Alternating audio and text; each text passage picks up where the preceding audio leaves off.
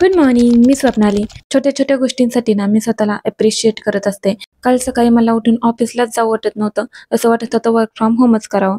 तरी पण मी उठले, आवरलं, ब्लॉग एडिट करून अपलोड केला आणि ऑफिसला निघाले. स्टॉपवर आले आणि PMT मध्ये चढणं म्हणजे एक टास्कच झालाय. त्यात बसायला जागा मिळेल हा तर विचार करायचाच नाही. त्यानंतर ऑफिसला पोहोचले आणि मी ज्या बिल्डिंगमध्ये बसते तिथं छोटंसं मंदिर आहे. त्यामुळे गेल्या गेल्या रोज मला दर्शन होतं छान. जाऊ का नको म्हणत म्हणत फायनली मी ऑफिसमध्ये आले. गेल्यावर लॉग इन केलं आणि दुपारी मग लंच करायला गेलो होतो.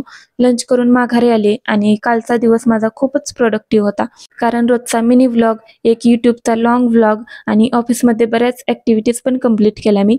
त्यामुळं काल ऑफिसवरून पण लेटच आले मी. मग रात्री जेवणात पावट्याची भाजी करायची होती. त्यासाठी सगळी तयारी केली होती आणि हे माझ्या रूममेटचं काम आहे.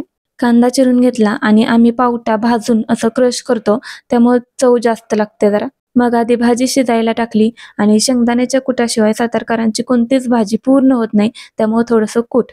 त्यानंतर मग मी भाकरी करायला सुरुवात केली आणि राईस आम्ही कधी कधीच बनवतो. त्यानंतर मग मस्तपैकी सगळ्यांनी जेवण केलं. चला भेटू पुढच्या व्लॉगमध्ये. Bye bye.